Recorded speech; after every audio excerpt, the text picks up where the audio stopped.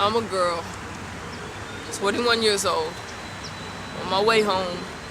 Car crashes, bones break, body tossed into the windshield like an acrobatic rag doll, brain playing ping pong with my skull, crushed arteries shoot blood around the car like vampires playing paintball, lungs committing suicide with the air, chest heaving in and out like a child overdosing on asthma attacks. 2 seconds later, my body laid there limp like an aborted fetus that was ripped from its temporary home. And after this poem, just like me, everybody at the sound of my voice will die.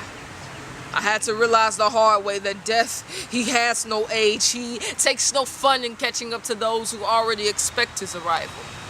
Are you a death? Would you rather take the 80-year-old preacher on his deathbed singing to Jesus about going up yonder, or the 18-year-old boy at the club, thinking that he got his whole life to live right, oblivious that he's 5 heartbeats away from, 4 breaths away from, 3 seconds away from, too late to keep a stray bullet from saying hello to his lungs? It looks like life just lost one. Death gets the glory he searches for. Every time someone utters the words, only the good die young, because it's good for the young to die. In his eyes, it's called shock value. The more it's unexpected, the better he gets at it. Death is a jealous fellow. When you fail to think about him, the more he remembers who you are, your name, where you stay, your friends, your family. He tends to use the ones you love to be his pawns in this chess game of life. Analyze if they are pushing you towards the true king, cause death ain't no rook, so no matter how much you think they will protect you in the time of trouble, death will always yell checkmate.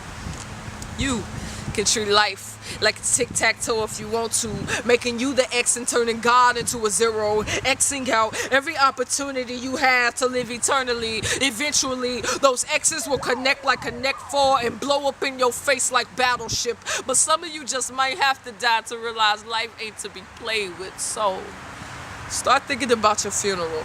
And don't be surprised if your profile picture is tagged to the front of your obituary, because that'll be your final Facebook, because you will die whether you believe it or not. Death can care less if you are healthy.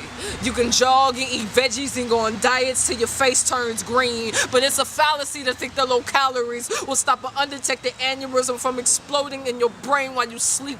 Death will not have sympathy on you because you have kids, because life ain't nothing but preschool for them, and eternity is elementary. Death will not hold back because you are in school, trying to get a degree, start a career, and have a family. He identifies with you more than you think. He graduated from the University of RIP. He has a master's in mastering those who think they have mastered what it means to live life like it's no tomorrow. When you are a part of his family, that's why his name will be engraved on each one of your graves. The date of your death is his signature.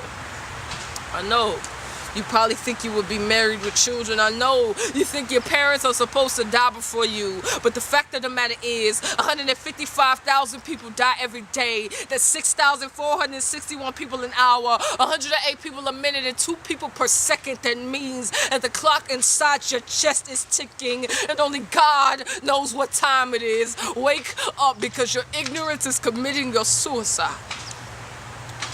But God is ready to resurrect you from the grave, because he resurrected. Death cannot sting those that are covered in the repellent of Christ's blood. But for those of you that refuse to believe the truth, death is playing duck, goose with everyone in your room. And sooner than you may assume, its finger will eventually point to you.